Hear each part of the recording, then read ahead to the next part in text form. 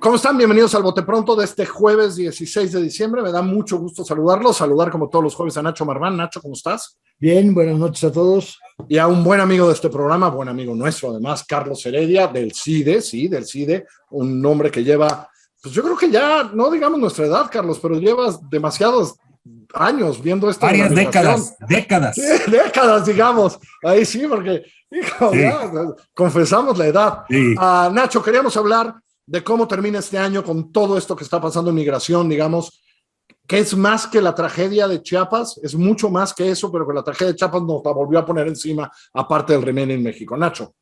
Sí, vimos la tragedia de Chiapas, luego vimos el baboso incidente bueno, no baboso, pero penoso incidente de la villa y demás, los que venían en la caravana, pero la verdad sí que dijimos, Carlos y yo, vamos a invitar a Carlos un poco para desmenuzar la crisis migratoria, ¿no? O sea, ¿qué está pasando? ¿Qué están haciendo realmente México, Estados Unidos y Centroamérica para conducirlo o regularlo y demás? Porque los números son espeluznantes. O sea, entre enero y octubre de 21 hay 1.700.000 detenciones en Estados Unidos, más o menos 1.300.000 de mexicanos y centroamericanos.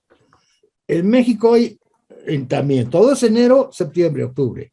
En México hay 190.000 repatriados, entre comillas, si no es que expulsados, digamos, de los Estados Unidos. Retorno asistido de mexicanos, asistido también se oye muy eufemísticamente muy bonito, 175.000 rescatados, es decir, los que iban en tráileres y sí los lograron pescar, 2.200. Solicitudes de asilo, 110.000. Entonces, en la perspectiva inmediata,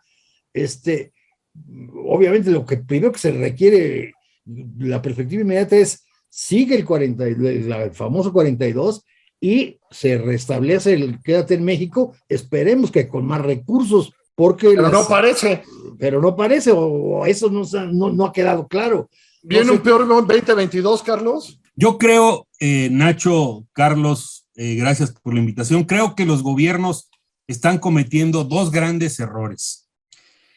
El primer error es pensar que la migración se soluciona, que tiene una solución, que hay una salida, que vamos a encontrar una receta para solucionarla. Eso no existe.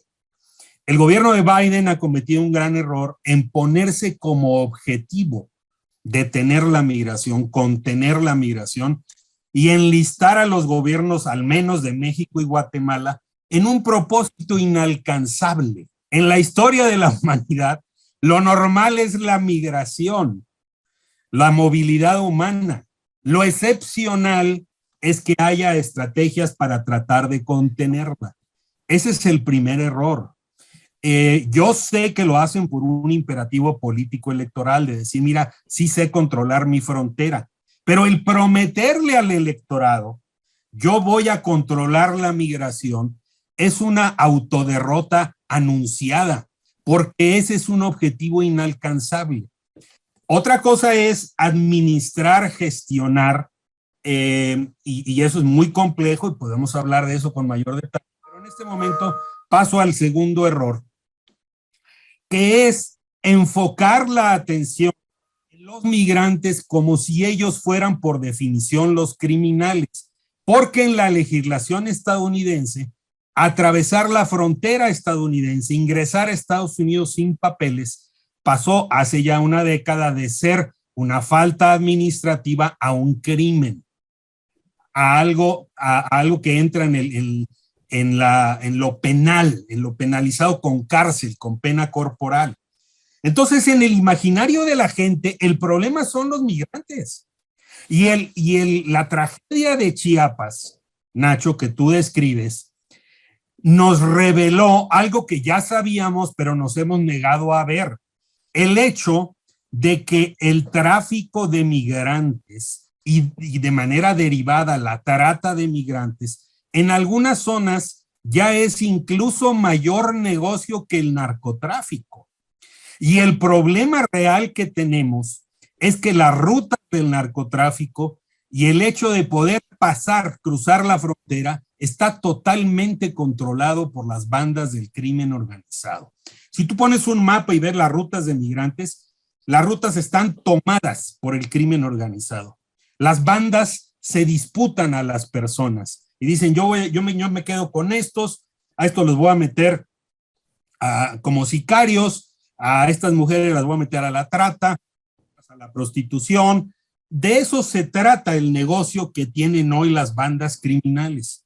Pero los gobiernos siguen actuando como si la amenaza a la seguridad nacional de los países la presentaran los migrantes, que a veces van descalzos, que a veces van con unas sandalias.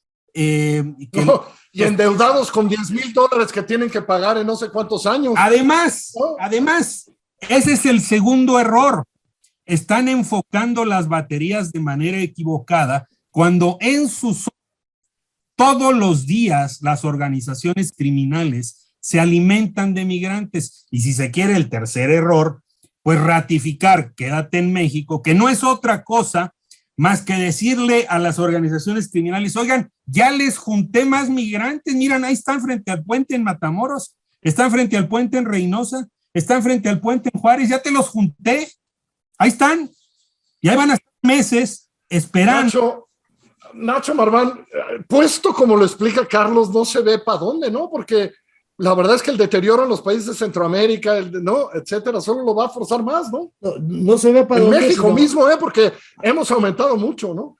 No solo no se ve para dónde, sino solo se ve que siendo optimistas, la idea de administrar el conflicto está muy equivocada. Estas prohibiciones y estas restricciones y declararlos criminales y demás, habiendo, digamos, una oferta de migración, una necesidad de migración inmensa, lo único que te hace es, igual que la droga, crear un mercado negro. Un mercado negro para que esto encareces, digamos, das incentivos a los criminales para que tengan su negocio, y luego sí se reúnen y vamos a ajustar y todos preocupados y coordinados hasta donde vemos en buena medida México y Estados Unidos, pero toda la parte de migración ordenada siempre queda así, pues ni en la letra chiquita de los comunicados. Efectivamente. A ver, Carlos. Y ahora tenemos el agravante, Nacho, Carlos, de que la Comar, que es uno de los pocos rescoldos ahí que quedan, que hacen un trabajo noble, digno, de contribuir con los solicitantes de refugio, quienes asilo en Estados Unidos, la Comar está siendo disuelta. Se va a fundir en la Secretaría de Gobernación, pero va a perder personal y presupuesto.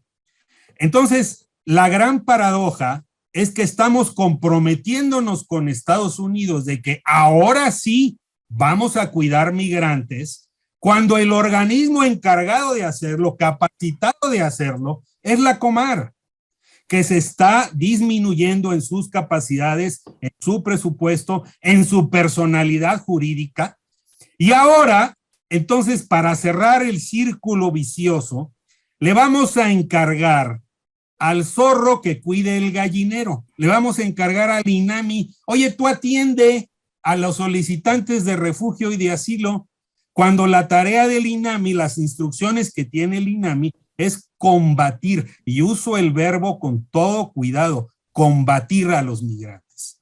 No vemos anuncios de que realmente se estén desmantelando bandas criminales que se dedican a la trata, al tráfico de personas, a comprar y vender seres humanos, que es lo más monstruoso que puede existir.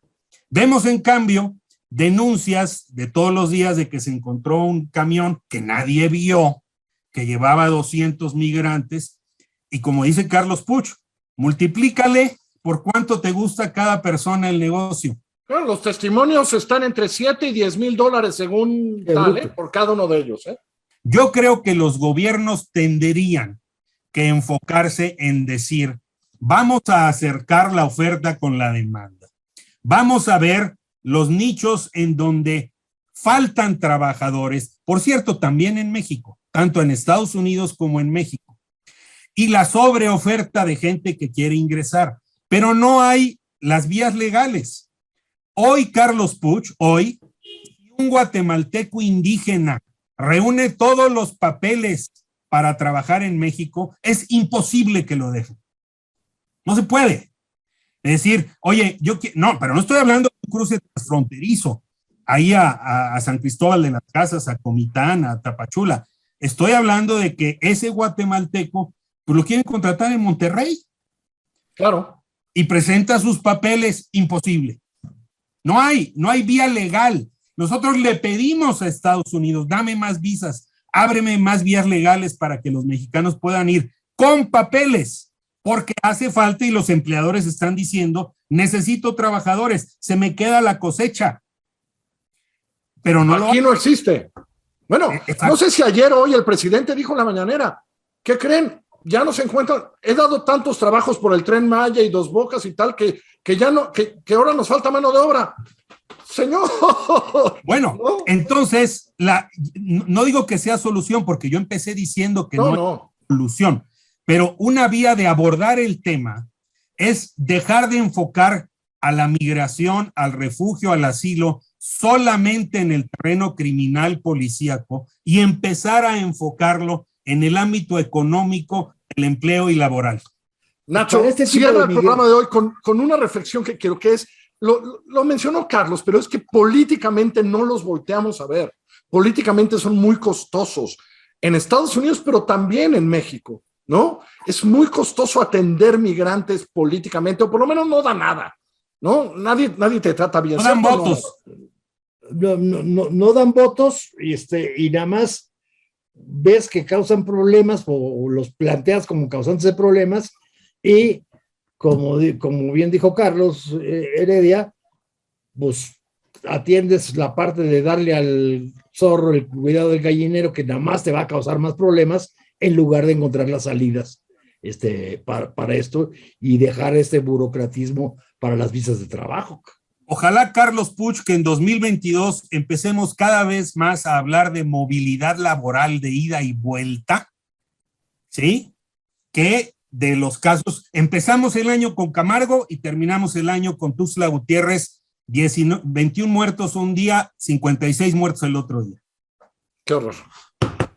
Gracias, Carlos Heredia, muchas gracias. Nacho Marván, como siempre, muchas gracias. Gracias a ustedes por habernos acompañado. Gran abrazo. Buenas noches. Bueno.